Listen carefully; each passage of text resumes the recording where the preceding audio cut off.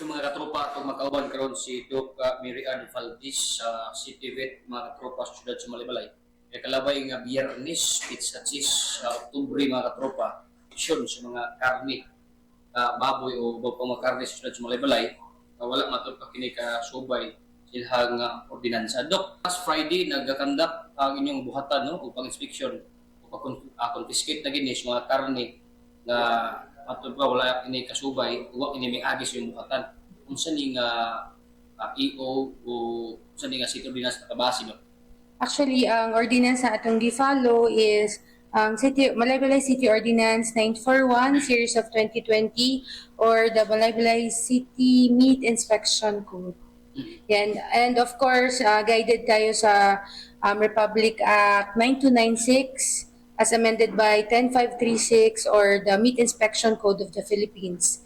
Also, we also have the Malaybalay City Ordinance Pantay ASF Ordinance number 1033 series of 2024. Yeah. So before i-conduct ang maong operation atong last Friday kini bang mga nakuhaan atong karne gi-inform mas ladaan ni Doc.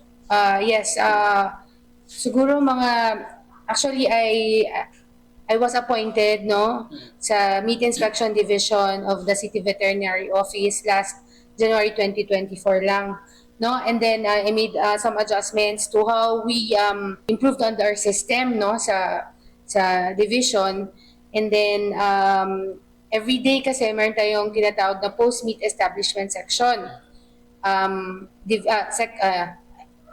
Post meat establishment inspection. So, every day yan. Lahat ng nadadaanan ng mga inspectors natin, kung may, syempre, i-inspect kung meron silang meat inspection certificate, o kung wala, inaano natin, binibigyan natin sila ng warning and re-remind natin sila na dito na sa city slaughterhouse magpaihaw. No?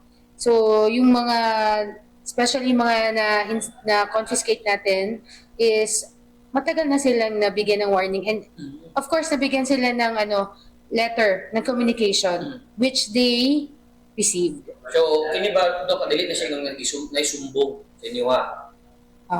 Wala yung sumbong, pero obviously nakikita natin sila every day na may lechon or merong mga na-display na mga karne na ibaligya sa mga tao, at saka sa mga inspection every day. Yeah, so hindi tayo nagkulang na warningan natin sila. Yun sa inyo ba identify mo wala ni agis inyo ang kaning baboy nga ibaligya wala ni agis last na open?